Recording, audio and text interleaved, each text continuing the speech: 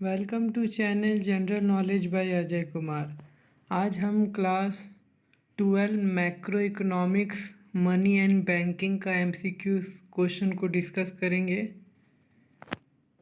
तो money and banking chapter बहुत important है हमारे एग्ज़ाम के लिए, जिसमें से ऐसे तो टोटल 9 चैप्टर है। तो अगर 40 मार्क्स करके एमसीक्यूज़ आ रहा, यानी मैक्सिमम 4 क्वेश्चन एक चैप्टर से पूछा जाएगा या किसी में 5।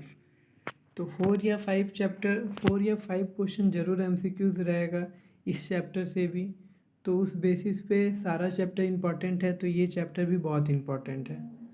तो इस वीडियो में सिर्फ एमसीक्यूज़ क्वेश्चन को डिस्कस करेंगे, जैसे कि माइक्रो का सारा एमसीक्यू चैप्टर को डिस्कस कर चुके, उसका प्लेलिस्ट आप चेक कर सकते हैं चैनल में जाके। और उसी तरह मैक्रो इकोनॉमिक्स का भी चैप्टर फर्स्ट को डिस्कस कर चुके हैं, नेशनल इनकम का एमसीक्यूज़ को। और इस वीडियो में मनी एंड बैंकिंग का एमसीक्यूज़ को डिस्कस करेंगे। और ये एमसीक्यूज़ का सीरीज़ ख़त्म होने के बाद important question answer, filling the blanks, वो सब के लिए भी वीडियो बनाएंगे। तो आइए इस चैप्टर का एमसीक्यूज़ क्वेश्चन को देखते हैं। तो सबसे फर्स्ट क्वेश्चन है एमसीक्यूज़ का, और ये बहुत इम्पॉर्टेंट है। 2018 में ये पूछा भी गया है झारखंड बोर्ड में, जैक में। फर्स्ट क्वेश्चन है the function of money is, इसमें से कौन सा मनी का फंक्शन है? मीडियम ऑफ एक्सचेंज है, या मेजर ऑफ वैल्यू है, स्टोर ऑफ वैल्यू है, या फिर ऑल ऑफ दिस है? तो ये सभी फंक्शन है मनी का। मीडियम ऑफ एक्सचेंज भी मनी का फंक्शन है, मेजर ऑफ वैल्यू भी मनी का फंक्शन है, और स्टोर ऑफ वैल्यू भी, ये सभी मनी का फंक्शन है। तो ऑप्शन डी इसका करेक्ट हो जाएगा। इससे आप शॉर्ट क्वेश्चन भी पूछा जा सकता है कि what are the function of money, तो आप इसी से आप उसको भी कर सकते हैं कि ये तीनों पॉइंट अगर लिख सकते हैं कि medium of function of money are first medium of exchange, second measure of value, and second store of value. Second है, और ये भी इम्पॉर्टेंट है, ये 2015-18 में पूछा गया है कि what is the central bank of India, Bharat का केंद्रीय बैंक कौन सा है? तो यहाँ ऑप्शन तो सेंट्रल बैंक ही दिया, बट यहाँ आरबीआई होना चाहिए। तो बट एग्जाम में अगर ये क्वेश्चन पूछा जाएगा कि what is the central bank of India, तो ऑप्शन में आरबीआई होगा, सेंट्रल बैंक नहीं होगा। क्योंकि सेंट्रल बैंक पूछ ही रहा, तो फिर सेंट्रल बैंक ऑप्शन में नहीं होगा, आरबीआई होगा ऑप्शन में। तो वो करेक्ट हो जाएगा कि भारत का सेंट्रल बैंक क्या है, तो वो आरबीआई है, reserve Bank of India. Next question देखते हैं, third number. Reserve Bank of India was established in, तो रिजर्व बैंक का स्थापना कब हुआ था भारत में? तो यह 1935 में हुआ था, 1 अप्रैल 1935 में। तो ये भी बहुत इंपॉर्टेंट है। ये अल्टरनेटिव ईयर का है, तो ये कुछ ज़्यादा इंपॉर्टेंट है, क्योंकि ये जो 2021 में हम लोग एग्ज़ाम देने वाले हैं, तो उस बेसिस पे ये 2015 में पूछा गया, 17 में पूछा गया है, 19 में नहीं पूछा गया, तो 21 में पूछा जा सकता है। तो ये कब हुआ? 1 अप्रैल 1935 में हुआ था, 1935 में। तो ऑप्शन बी इसका करेक्ट हो जाएगा। बैंक से रिलेटेड अगर है तो आपको ये भी याद होना चाहिए कि या करेंटली आपको ये जनरल नॉलेज के लिए एक्स्ट्रा क्वेश्चन पूछा जा सकता है कि प्रेजेंट गवर्नर आरबीआई का कौन है? गवर्नर जो है मेन जो हो, वो कौन है आरबीआई का? तो वो शक्तिकांत दास है। तो वो जो फॉर्मर आईएएस ऑफिसर हैं, तो वो प्रेजेंट गवर्नर है रिजर्व बैंक ऑफ इंडिया के। वो एक्स्ट्रा में पूछा भी जा सकता है, इम्पॉर्टेंट है, बैंक से रिलेटेड है। नेक्स्ट क्वेश्चन है फोर्थ नंबर। ये तो आप 8-9 क्लास से ही आप लोग पढ़े होंगे कंप्यूटर में। फुल फॉर्म ऑफ एटीएम तो क्या है? Automatic teller machine. तो ऑप्शन सी इसका करेक्ट हो जाएगा, automated teller machine. Question number 5 देखते हैं, विच one is difficulty of barter system. तो यहाँ बार्टर सिस्टम के बारे में क्वेश्चन पूछा गया। तो बार्टर सिस्टम क्या होता है आपको इस चैप्टर में पढ़ना है, तो शॉर्ट में आपको बता देते हैं। बार्टर सिस्टम क्या है? मनी का आने से पहले ये बाटर सिस्टम होता था। बाटर सिस्टम क्या होता है? ये एक सिस्टम होता है जिसमें एक्सचेंज किया जाता था गुड्स से ही। एक गुड्स का दूसरा गुड्स से एक्सचेंज किया जाता था पुराने टाइम में, एंशियंट टाइम में, बट वो उसमें बहुत प्रॉब्लम होता था। इसीलिए मनी मनी आया तो उससे बहुत सारा प्रॉब्लम सॉल्व हो गया। तो इसमें पूछा गया है कि उस टाइम जो बाटर सिस्टम होता था, गुड्स के बदले गुड्स को एक्सचेंज किया जाता था, तो उसमें क्या डिफ़िकल्टीज था? तो उसमें क्या था? Lack of double coincident. Lack of double coincident ये सबसे मेन प्रॉब्लम था। तो लैक ऑफ डबल कॉन्फिडेंस, तो इसका मतलब क्या होता है? लैक ऑफ डबल कोइंसिडेंट मतलब क्या होता है? जब गुड्स के बदले गुड्स को एक्सचेंज किया जाता था, तो इसका मतलब ये था कि अगर मान लीजिए किसी को कुछ वस्तु चाहिए, मान लीजिए कि ए एक पर्सन अमित है, तो उसको कुछ, मान लीजिए उसके पास गेहूं है और उसको चाहिए गेहूं है तो उसके पास राइस चाहिए। बट एक पर्सन के पास दूसरा कुछ वस्तु है, तो मतलब दूसरा कुछ वस्तु है, तो बट उसको गेहूं नहीं चाहिए। वहाँ क्या होता था बाटर सिस्टम में कि एक तो मान लीजिए कि एक पर्सन को जो चाहिए वो उसके पास होना चाहिए, प्लस उसको जो चाहिए वो मेरे पास भी होना चाहिए, तभी वो ऐसा होता था। तो ये इसी को कोइंसिडेंस बोला जाता था। तो ये बहुत कम होता था, क्योंकि ज़रूरी है कि हमको जो चाहिए उसके पास है, बट उसको जो चाहिए वो मेरे पास होना चाहिए, तभी तभी उसमें बाटर सिस्टम उसमें एक्सचेंज होता था गुड्स के बदले गुड्स को। क्योंकि उसको जो चाहिए वो मेरे पास भी होना चाहिए और हमको जो चाहिए उसके पास होना चाहिए। ये कॉन्सिडेंस होना चाहिए, तब जाके बाटर सिस्टम एग्जिट करता था, और ये बहुत प्रॉब्लम होता था। तो लैक ऑफ डबल कॉन्सिडेंस ये पहला प्रॉब्लम था। फिर क्या है? Difficulties of division of the goods या lack of general acceptable measure of value. तो ऑप्शन डी इसका सभी सभी हो जाएगा। ये सभी प्रॉब्लम था बाटर सिस्टम में। तो इसमें से भी क्वेश्चन पूछा जा सकता है कि व्हाट इज बाटर सिस्टम या what are the problem of barter system. तो ये सब आप कर सकते हैं कि barter system is the system in which goods are exchange for goods. इसको नेक्स्ट वीडियो में जब इसके बारे में क्वेश्चन आंसर कराएंगे तब इसको और अच्छा से कराएंगे। नेक्स्ट क्वेश्चन है, money is what money does, who said it. तो ये क्वेश्चन है, money is what money does who said it. तो ऑप्शन ए इसका करेक्ट हो जाएगा, हार्टले विटर्स। देखिए ये सब कुछ क्वेश्चन है, इसको आपको रटना पड़ेगा, या फिर बार बार आप इस वीडियो को देखिए, या फिर आप नोट्स कर लीजिए अपने कॉपी में और उसको रिवीजन करते रहिए, तभी कुछ कुछ क्वेश्चन आपको रटना पड़ेगा। तो इसका ऑप्शन ए करेक्ट हो जाएगा, हार्टले विटर्स। हार्टले विटर्स ने कहा था, Hartley Withers said money is what money does. Next question है 7 नंबर, which of the following is not function of money. इसमें से कौन सा मनी का फंक्शन नहीं है? तो अगर आपको मनी का फंक्शन के बारे में अगर आपको पता है तो आप बता सकते हैं कि कौन सा नहीं है। तो मीडियम ऑफ एक्सचेंज ये मनी का फंक्शन है, स्टोर ऑफ वैल्यू ये भी है उसका फंक्शन, यूनिट ऑफ अकाउंट ये भी मनी का फंक्शन है, बट जो प्राइस स्टेबिलिटी है वो मनी का फंक्शन नहीं है।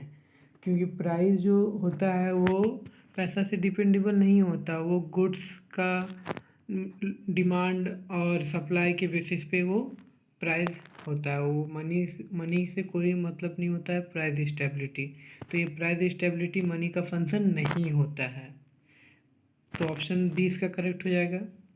देखिए थोड़ा सा इसमें टाइम लग रहा है डिस्कस करने में, क्योंकि समझाना पड़ रहा है। ऐसे तो अगर आप चाहेंगे तो 40 क्वेश्चन है तो 10 मिनट में ये सारा कंप्लीट हो जाएगा, बट आप समझ नहीं पाएंगे, भूल जाएंगे, तो वैसा करने का कोई फ़ायदा नहीं। इसीलिए क्वेश्चन को जितना हो सके उतना उसको डिस्कस करने का कोशिश कर रहे हैं, ताकि आपको एग्ज़ाम में वो याद रहे, ताकि आप उसको सॉल्व कर पाएँ, क्योंकि 40 मार्क्स MCQs आ रहा है सभी में, इसीलिए। तो नेक्स्ट क्वेश्चन है कमर्शियल बैंक। कमर्शियल बैंक क्या है? इसमें से ऑप्शन इसका, इशू करेंसी नोट्स या एक्सेप्ट डिपॉजिट फ्रॉम कंज्यूमर या provide loan to the consumer. तो जो इशू करेंसी नोट्स होता है वो RBI करता है, करेंसी को इशू करता है या मनी को इशू करता है। वो कमर्शियल बैंक का काम नहीं होता है। वो एक्सेप्ट करता है डिपॉजिट, एक्सेप्ट करता है कंज्यूमर से और कंज्यूमर को लोन देता है, ये उसका काम है। तो बी और सी, तो ओनली बी और सी, ऑप्शन डी इसका करेक्ट हो जाएगा, only B and C. Next question है, credit money is increase when CRR, तो क्रेडिट मनी कब इंक्रीज होता है? जब CRR फॉल होता है। जब CRR घटता है तब क्रेडिट मनी इंक्रीज होता है।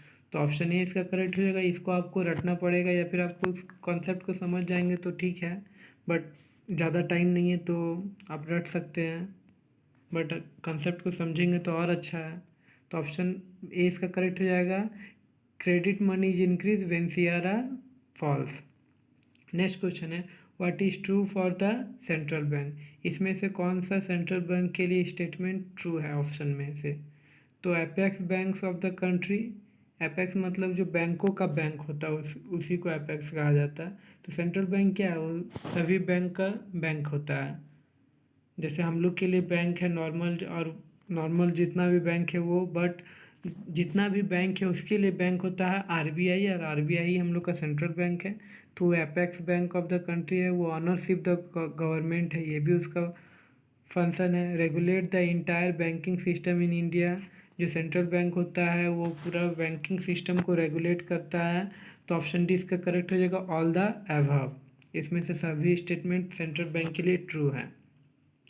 नेक्स्ट क्वेश्चन है, क्रेडिट मल्टीप्लायर। क्रेडिट मल्टीप्लायर को के से डिनोट किया जाता है, तो उसका फुल फॉर्मूला है के इक्वल टू 1/CRR। तो ऑप्शन ए इसका करेक्ट हो जाएगा, credit multiplier is 1/CRR। Option A इसका करेक्ट हो जाएगा। नेक्स्ट क्वेश्चन है, which is the agency function of bank? Bank का एजेंसी फंक्शन क्या होता है? तो act as a trustee. Option C इसका करेक्ट हो जाएगा। बैंक का एजेंसी फंक्शन क्या होता है? Act as a trustee. तो ऑप्शन सी इसका करेक्ट है।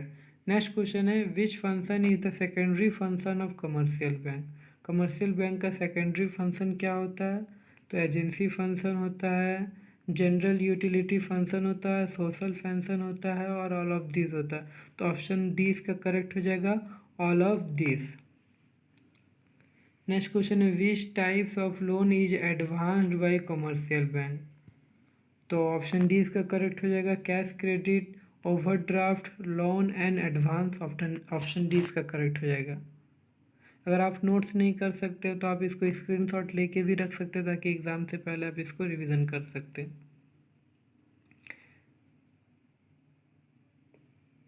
नेक्स्ट क्वेश्चन है 15 number, deposit except by commercial bank.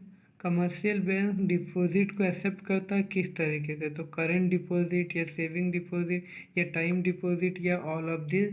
तो ऑप्शन डी इसका करेक्ट हो जाएगा, all of this. Commercial bank ये सभी तरीके से डिपॉजिट को एक्सेप्ट करता है। 16 नंबर क्वेश्चन है, every bank is required to maintain a fix percentage of is assets in the form of cash each call. तो इस क्वेश्चन को आप अपने से करने का कोशिश कीजिएगा, चाहे गूगल से या किसी भी चीज़ से आप इस चीज़ को करने का कोशिश कीजिएगा, खुद से करने का कोशिश कीजिएगा। बट इसका आंसर ऑप्शन बी इसका करेक्ट हो जाएगा, स्टैट्यूटरी लिक्विडिटी रेशियो। फिर भी आप इसको खुद से करने का स्क्रीनशॉट ले लीजिए, और आप इसको गूगल से करने का कोशिश कीजिए।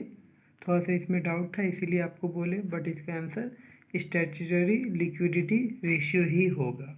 ऑप्शन बी इसका करेक्ट होगा। नेक्स्ट क्वेश्चन है, which is not quantitative method of credit control? तो ऑप्शन बी इसका करेक्ट हो जाएगा, मोरल सुएशन। नेक्स्ट क्वेश्चन है, which of the following is qualitative method of credit control? इसमें से कौन सा क्वालिटेटिव मेथड है क्रेडिट कंट्रोल का? तो ऑप्शन बी इसका करेक्ट हो जाएगा, restriction on the consumer credit. Next question है 19 number, the major objective of monetary policy is. Major objective क्या है मॉनेटरी पॉलिसी का? तो ऑप्शन बी इसका करेक्ट हो जाएगा, stability in foreign exchange rate. ये मॉनेटरी पॉलिसी का मेन उद्देश्य या ऑब्जेक्टिव है, stability in foreign exchange rate. तो ये क्वेश्चन इम्पॉर्टेंट है एग्ज़ाम के लिए कि मॉनेटरी पॉलिसी का मेन ऑब्जेक्ट क्या है, मेन ऑब्जेक्टिव क्या है या मेन उद्देश्य क्या है। तो stability in foreign exchange rate. Next question है who regulate money supply. Money supply को कौन रेगुलेट करता है? तो Reserve Bank of India regulate करता है। तो ऑप्शन बी इसका करेक्ट हो जाएगा, Reserve Bank of India. Next question है विच वन इज ट्रू। इसमें से कौन सा ट्रू है? तो फर्स्ट है bank is rate at which central bank is ready to give credit to commercial bank, या bank rate and interest rate are different, bank rate is discount rate of central bank, या all the above. तो option D इसका correct हो जाएगा, all the above. Next question, और ये बहुत important question है, which of the following issue paper currency in the country. Paper currency इसमें से कौन इशू करता है? कमर्शियल बैंक करता है, या वर्ल्ड बैंक करता है, या इंडस्ट्रियल बैंक करता है? तो इसमें से हो जाएगा central bank. Currency paper currency को कमर्शियल सेंट्रल बैंक करता है इशू। तो इसका आंसर ऑप्शन बी हो जाएगा, central bank issue paper currency in the country. Next question है central bank control credit through. Central bank credit को कंट्रोल करता है किसके द्वारा? तो वो बैंक रेट के द्वारा क्रेडिट को कंट्रोल करता है सेंट्रल बैंक। तो ऑप्शन ए इसका करेक्ट हो जाएगा, central bank control credit through bank rate. Next question है monetary policy is related with. Monetary policy किससे रिलेटेड है? तो वो ओपन मार्केट ऑपरेशन से रिलेटेड है। तो ऑप्शन डी इसका करेक्ट हो जाएगा, open market operation. Next question है what are the necessary condition of barter system. Barter system में कौन सा नेसेसरी कंडीशन होता है? तो उसमें लिमिटेड नीड्स होता है, लिमिटेड एक्सचेंज एरिया होता है, या इकोनॉमिकली बैकवर्ड सोसाइटी होता है। तो इसमें वो जो आंसर होना चाहिए एग्जैक्टली वो तो दिया हुआ नहीं है, बट ऑप्शन के हिसाब से आपको टिक करना पड़ेगा। तो ये सभी होगा ऑल द अबव, बट जो बार्टर सिस्टम में मेन नेसेसरी कंडीशन होता है, होना चाहिए या वो होगा तभी बार्टर सिस्टम एग्जिस्ट करता है, वो है डबल कोइंसिडेंस ऑफ फंड्स। जो आपको पहले के क्वेश्चन में ही बताए थे कि बार्टर सिस्टम में वो सबसे ज़्यादा ज़रूरी होता है, और वो वही डिफ़िकल्ट, और उसी में बार्टर मेन डिफ़िकल्टी भी वही होता है। नेक्स्ट क्वेश्चन है what are the advantage of barter system. Barter system का एडवांटेज क्या है? वो सिंपल सिस्टम है, या मोर म्यूचुअल कॉपरेशन है, या नो इकोनॉमिक डिस्पैरिटीज है? तो ऑल द अबव है, ये सभी एडवांटेज है बार्टर सिस्टम का, कि वो सिंपल सिस्टम है, मोर म्यूचुअल कोऑपरेशन है, नो इकोनॉमिक डिस्पैरिटीज है, तो ऑल दी अबव है। नेक्स्ट क्वेश्चन है which is the correct order of money evaluation. Money evaluation मतलब कि मनी का उत्पत्ति किस तरीके से हुआ है, इसमें से आपको करेक्ट ऑर्डर बताना है। तो पहले क्या आया था? पहले कमोडिटी मनी आया था, मतलब वही बार्टर सिस्टम में जैसे कमोडिटी था, कमोडिटी मतलब वस्तु। उसके बाद मेटल मनी आया था, उसके बाद पेपर मनी आया था, उसके बाद क्रेडिट मनी आया था। तो ऑप्शन बी इसका करेक्ट हो जाएगा, क्रेडिट बी करेक्ट हो जाएगा। कमोडिटी मनी पहले आया था, फिर मेटल, फिर पेपर, फिर क्रेडिट आया था। नेक्स्ट क्वेश्चन है which one is include in the primary function of money. Money का प्राइमरी फंक्शन कौन सा है? तो मनी का प्राइमरी फंक्शन होता है मीडियम ऑफ एक्सचेंज और मेजर ऑफ वैल्यू। तो ऑप्शन सी इसका करेक्ट हो जाएगा, बोथ ए एंड बी। ये जो स्टोर ऑफ वैल्यू ये सेकेंडरी फंक्शन है मनी का, बट यहाँ पूछा गया प्राइमरी फंक्शन, तो medium of exchange and measure of value. तो ऑप्शन सी इसका करेक्ट हो जाएगा, both A and B. Next question है which one is include in secondary function of money. इसमें से सेकेंडरी फंक्शन क्या है? तो to make deferred payment, store of value और ट्रांसफर ऑफ वैल्यू। तो ऑल द अबव है, ये सभी मनी का सेकेंडरी फंक्शन है। प्राइमरी फंक्शन में मीडियम ऑफ एक्सचेंज और मेजर ऑफ वैल्यू आता है, और सेकेंडरी फंक्शन में deferred payment, store of value और transfer of value. Option D इसका करेक्ट हो जाएगा। नेक्स्ट क्वेश्चन है, money is a pivot around which the whole economic cluster who said it. तो ये एक स्टेटमेंट है, ये इसको आपको रटना पड़ेगा। ये मार्शल ने कहा था कि money is a pivot around which the whole economic cluster who said it. तो ऑप्शन सी इसका करेक्ट हो जाएगा। नेक्स्ट क्वेश्चन है, the function of money include. Money का क्या फंक्शन है? तो वैल्यू डिटर्मिनेशन करता है, स्टोर ऑफ वैल्यू या मीन्स ऑफ एक्सचेंज। तो ये मनी का सारा, ये सभी स्टेटमेंट ये मनी का फंक्शन होता है। तो ऑल ऑफ दिस हो जाएगा। नेक्स्ट क्वेश्चन है, money is a matter which is. Money एक मैटर है जिससे ए मेजर ऑफ वैल्यू या accept as a means of exchange या यूज टू स्टोर वेल्थ या ऑल ऑफ दिस। तो मनी का ये सभी काम होता है। वो मेज़र करता है वैल्यू को, मीन्स ऑफ एक्सचेंज करता है, except, use to store wealth, wealth को स्टोर करता है एज ए मनी के फॉर्म में। तो ऑल ऑफ दिस हो जाएगा। नेक्स्ट क्वेश्चन है, by supply of money we mean. Money supply से हम क्या समझते हैं? तो money deposit in bank, money available with the public या deposit with the post office saving bank. तो ऑल ऑफ दिस हो जाएगा इसका, ये सभी हो जाएगा। नेक्स्ट क्वेश्चन है, which one is the bank of the public. Public के लिए बैंक कौन सा है? सेंट्रल बैंक है या कमर्शियल बैंक है? तो ये कमर्शियल बैंक हो जाएगा, क्योंकि सेंट्रल बैंक तो बैंकों का बैंक होता है, कमर्शियल बैंक पब्लिक का बैंक होता है। तो इसमें से आप ये पूछ सकते हैं कि सेंट्रल बैंक पब्लिक का बैंक क्यों नहीं होता? क्योंकि सेंट्रल बैंक में हम लोग डायरेक्ट नहीं जा सकते, या हम लोग का उसमें कोई काम नहीं, या फिर आप उसमें अकाउंट नहीं खुला सकते हैं, कुछ भी नहीं हो सकता उसमें। वो सिर्फ बैंक के लिए, वो बैंकों का बैंक है, वो पब्लिक का बैंक नहीं है। तो पब्लिक का बैंक कौन सा है? तो वो कमर्शियल बैंक है। तो ऑप्शन ए इसका करेक्ट हो जाएगा। नेक्स्ट क्वेश्चन है, which is the primary function of commercial bank. Commercial bank का प्राइमरी फंक्शन क्या होता है? तो डिपॉजिट को एक्सेप्ट करता है, लोन देता है और क्रेडिट क्रिएशन करता है। तो ऑल ऑफ दिस हो जाएगा। नेक्स्ट क्वेश्चन है, the main function of commercial bank is. Commercial bank का मेन फंक्शन क्या होता है? तो वो accept deposit from consumer, customer से वो डिपॉजिट एक्सेप्ट करता है। तो ये कमर्शियल बैंक का मेन फंक्शन होता है। नेक्स्ट क्वेश्चन है, what is the central bank in India. ये क्वेश्चन पहले भी पूछा गया था, बट उसमें ऑप्शन सही नहीं था।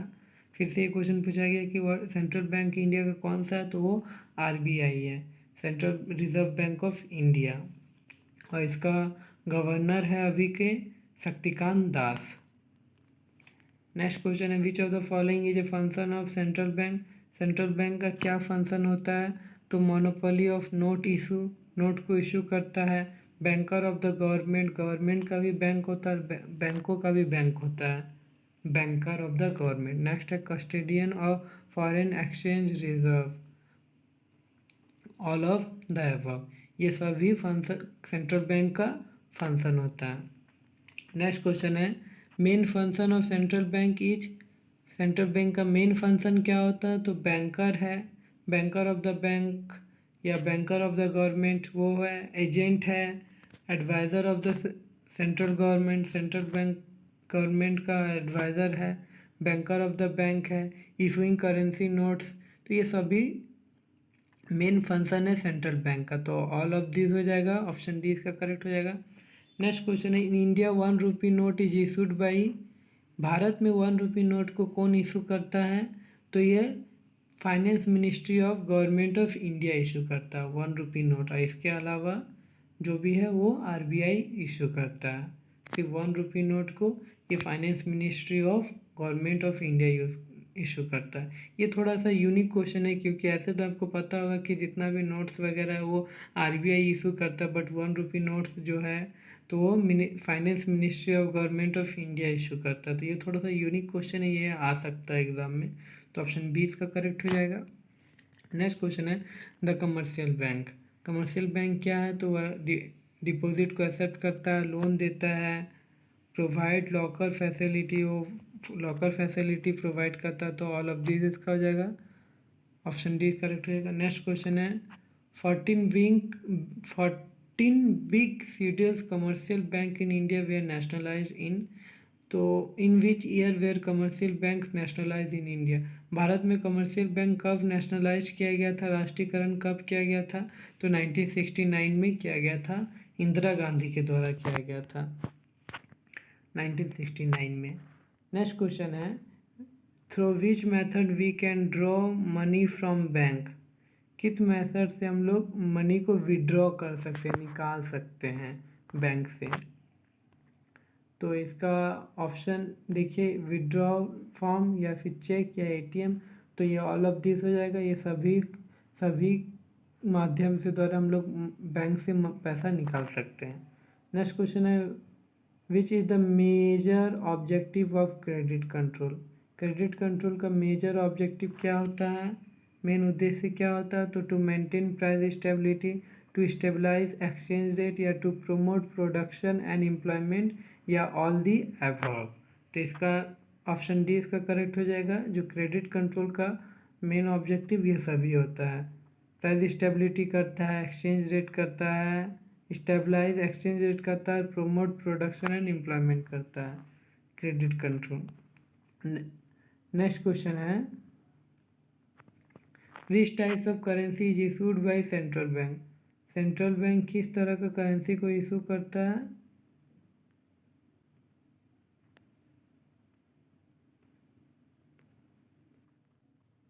तो ऑप्शन ए इसका करेक्ट हो जाएगा करेंसी। नेक्स्ट और लास्ट क्वेश्चन है इस वीडियो का एमसीक्यूज का, who is the custodian of Indian banking system, custodian मतलब गार्जियन, तो कौन है वो, आरबीआई, वही बैंकर ऑफ द बैंक, वही क्वेश्चन है घुमा फिरा के पूछा जा रहा, तो RBI is the custodian of Indian banking system. I hope video